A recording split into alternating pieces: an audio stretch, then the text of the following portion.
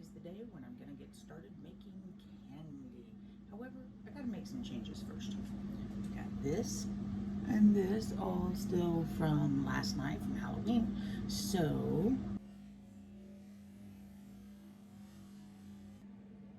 and I'm back. Got everything ready, and now I'm gonna be getting my pans and all my good stuff together, and we'll be able to start. All right, here we go. Now I'm ready to start making peanut brittle. Got all my stuff set up and I have my pans. Now I will say about my pans, they're from when this candy was being made when I was a kid. It was usually done in a really solid, not necessarily cast iron, but basically actually here is one of the pans. This was used for making fudge. I don't know if y'all know anything about pans. This is was the one that my grandmother used to use at campfires and stuff like that. When my parents inherited it, it was covered with black. But it's been scraped and scraped and scraped and cleaned, and this thing is absolutely older than I am. It's nice and hefty. Nice thing about a thick wall is it allows everything to, it has more even temperature. So it doesn't heat too fast, it doesn't cool too fast. All of these things, candy is physics and chemistry. All right, now this one right here though, this is the one that my family has always made peanut brittle in. And it has that solid wall and everything else. It's actually the base of a pressure cooker. And at this point, it is now only used for candy. I went on to eBay and found this is from the same year. It's just a different color. This, the only thing that's ever been in it is my candy. Okay, hopefully y'all can hear me over the fan. I use it no matter what the temperature is around to be able to pull as much humidity out as possible. It's one of the things that can be a real killer for candy making is humidity. Now, some of the stuff that I'm going to be putting in the recipe, being completely honest, even though the recipe was considered a secret in our family for a long time, it's actually, I found it on the internet before. I pre-measure my stuff, make sure and get everything going well, so I don't have to stress about it partway through. Been more than once where I've gone, oh no, and have to run over and get something in at the right time. So, get all this going.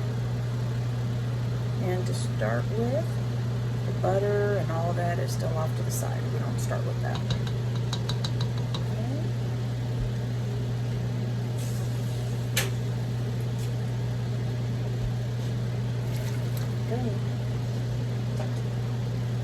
That heat going, stir it up. Here we go.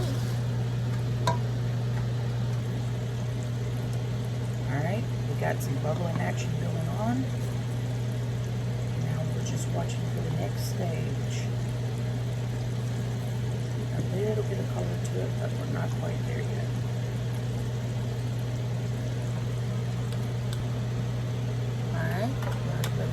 Step. I'm going to put peanuts. See what I get for paying attention to something besides what's on the stuff.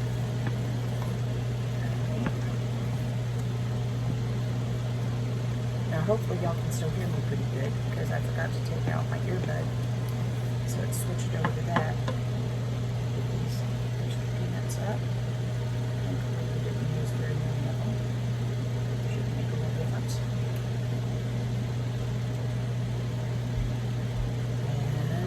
Part where we have to start watching real close, because if I stop stirring this, we get loose peanuts. Everything will start burning. We stick to the bottom, and that is an ugly day. Alright, next step. Moving along quickly. Notice how that color's changing a little bit. Ooh.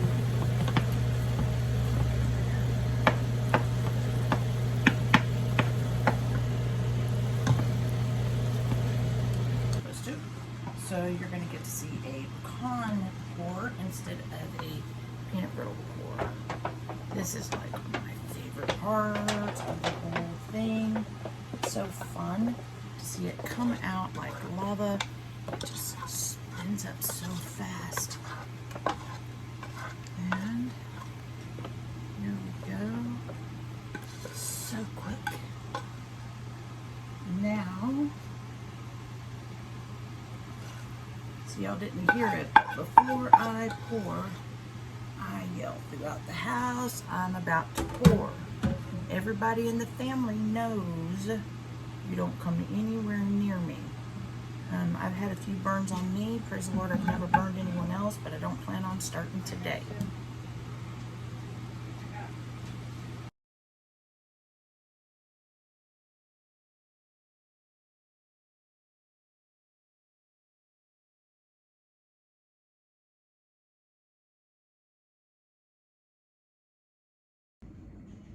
Okay, folks, now we get to the next fun part. And that is cracking the candy. Whoop, whoop. So you get to see how nice and flaky and crunchy this all is.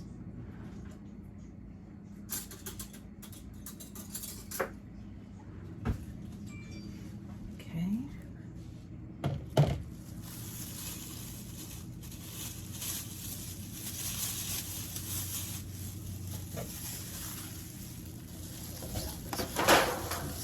This. Turn out of the way.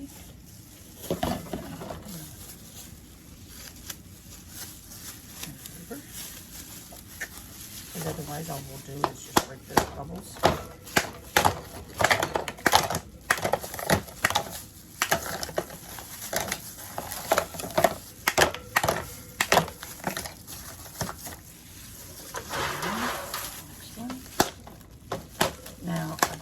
Of this comes to about 2.5 pounds, but it depends on where the peanuts are of how many jars I'll get out of it. But basically,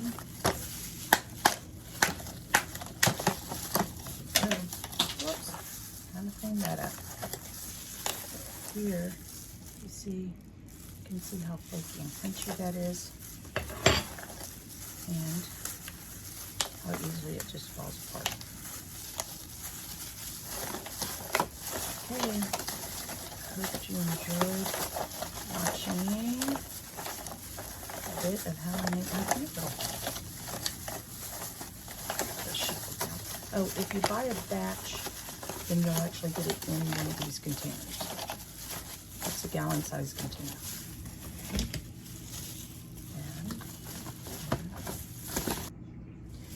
And since you watched me do the pour of the pecan brittle earlier, get some fresh gloves on.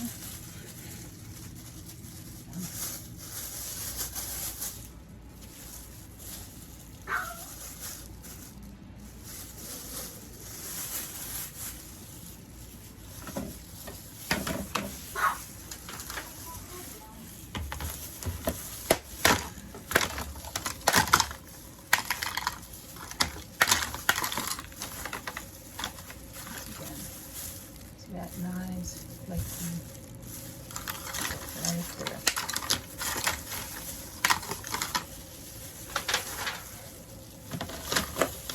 Now the pecan brittle, because the pecans are lighter, I can't quite get as much out of it, and also pecans are more expensive, so this ends up going into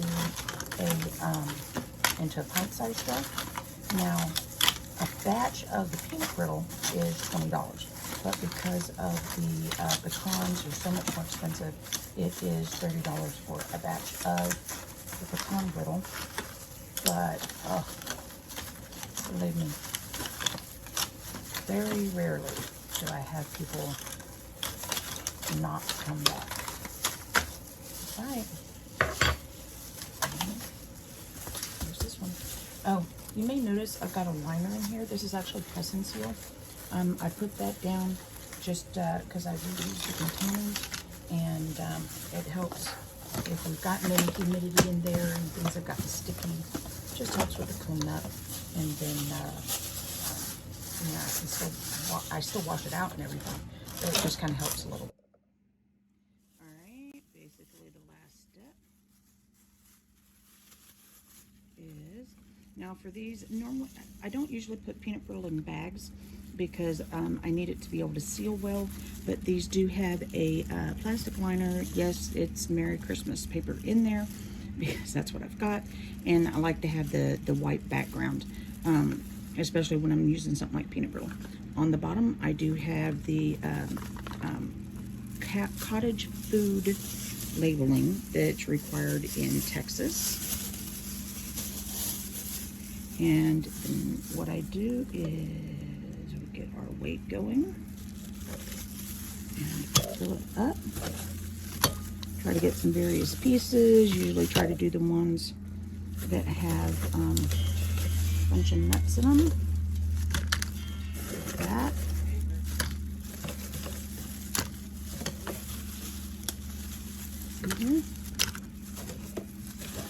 Now, when I do these, oh, so much for that one. When I do these, I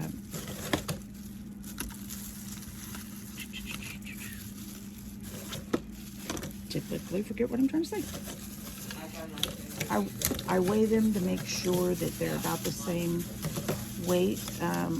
With these, it would be a 1/4 pound of the peanut brittle, because 1/2 pound goes into a jar, and then this gets closed down. And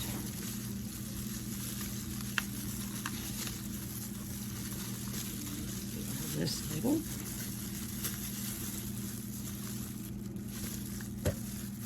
The next one, just go on and on. As I said, I'm doing these in bags because these are going to be for the giveaway, and it'll be easier to mail in bags. But my expectation is people are going to be trying it for their first time as soon as they get it, so we shouldn't have as much of a concern for the humidity, which humidity is a killer with this. With my normal jars, I vacuum seal them. That keeps it nice and tight and keeps all the humidity out, and they will last quite a while. We are over that. So, it's the last ones.